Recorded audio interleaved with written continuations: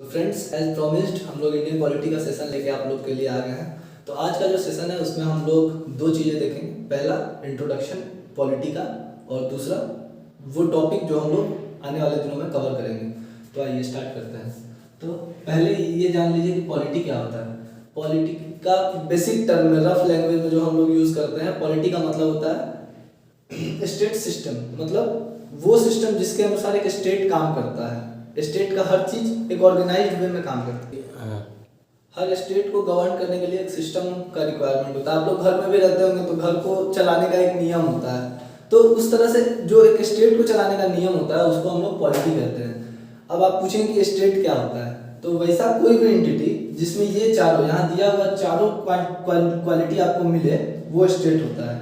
पहला कि वो सोवरेन होना चाहिए। सोवरेन मतलब इंडिपेंडेंट होना चाहिए, उस पर किसी और का दबाव नहीं होना चाहिए। दूसरा, उसका अपना टेरिटरी होना चाहिए, खुद का लैंड होना चाहिए अपना। तीसरा, उसका अपना पॉपुलेशन होना चाहिए। और चौथा, एक गवर्निंग बॉडी होना चाहिए जिसको हम लोग गवर्नमेंट कहते हैं। ठीक, तो ये चारों क्वालिटी अगर किसी चीज में पाई जाती है तो वो स्टेट होगा। तो अब इंडिया के परिप्रेक्ष्य में देखेंगे हम लोग, तो इंडिया सोवरेन है, अपना डिसीजन खुद लेता है, उसके डिसीजन पे किसी भी और कंट्री का दबाव नहीं होता है। दूसरा, उसका अपना टेरिटरी है जो कि हम लोग आर्टिकल 1 से 4 में पढ़ेंगे।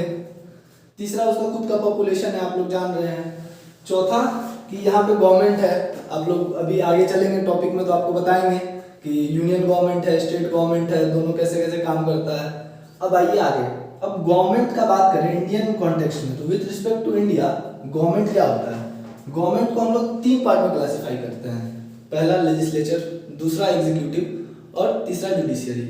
जो लेजिस्लेचर होता है उसका काम होता है कानून बनाना, ये कानून बनाता है, लॉ मेकिंग, एक्ट मेकिंग काम लेजिस्लेचर का होता है। दूसरा एग्जीक्यूटिव, एग्जीक्यूटिव का काम होता है कि जो भी कानून लेजिस्लेचर बनाया है उसको सही तरीके से इम्प्लीमेंट करना, ये काम होता है एग्जीक्यूटिव का।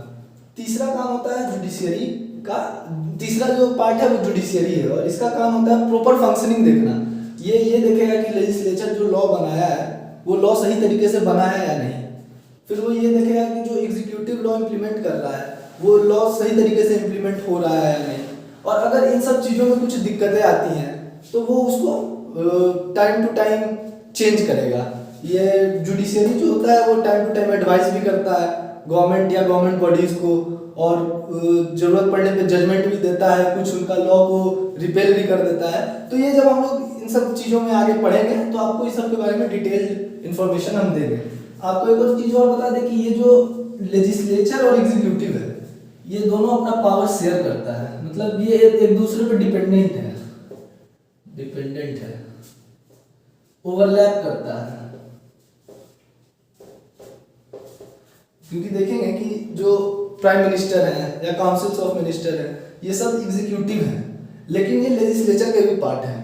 तो ये दोनों अपना पावर शेयर करते हैं, ये दोनों ओवरलैप करता है इन दोनों का जो भी वर्किंग एरिया है। और जुडिशियरी जो है ये अपने आप में बिल्कुल इंडिपेंडेंट है।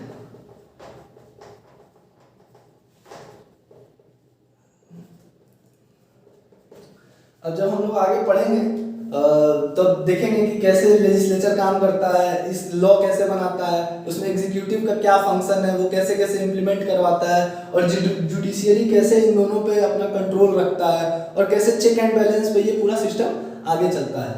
तो फिलहाल आप ये इसका स्क्रीनशॉट ले लीजिए और आगे फिर हम लोग डिस्कस करते हैं।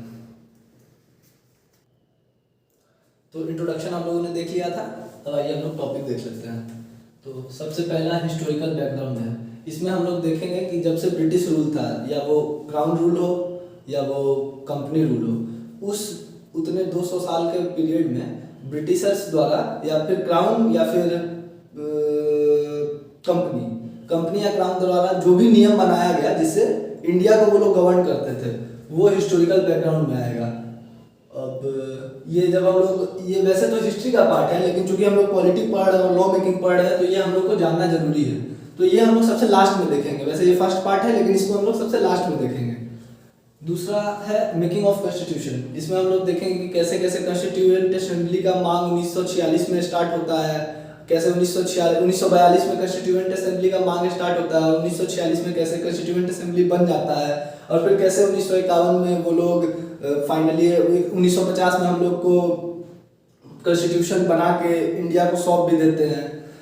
उसके बाद फीचर्स ऑफ कॉन्स्टिट्यूशन देखेंगे हम लोग कि क्या क्या साइलेंट फीचर है इंडियन कॉन्स्टिट्यूशन का, क्यों इंडियन कॉन्स्टिट्यूशन को रिजिड भी कहते हैं और साथ साथ उसी समय पे फ्लेक्सिबल भी कहते हैं। और इसी में हम लोग शेड्यूल भी देखेंगे कि कैसे इनिशियली 8 शेड्यूल था, फिर अभी के डेट में 12 शेड्यूल है।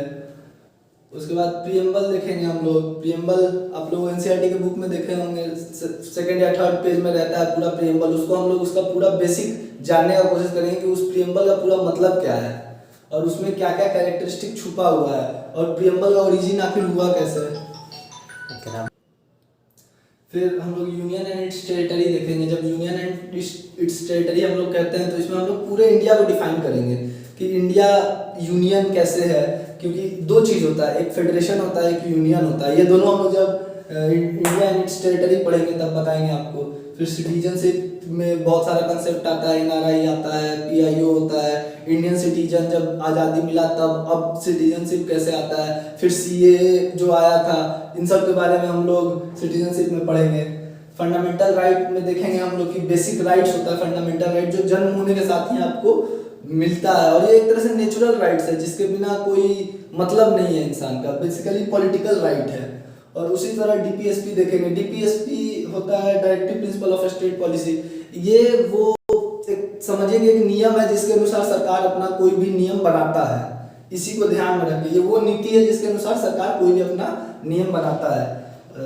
उसके बाद फंडामेंटल ड्यूटीज देखेंगे कि कैसे फंडामेंटल ड्यूटीज 42वें संशोधन से आया, किस कमेटी ने रिकमेंड किया, इसके अंदर क्या क्या ड्यूटीज हैं हमारी देश के प्रति।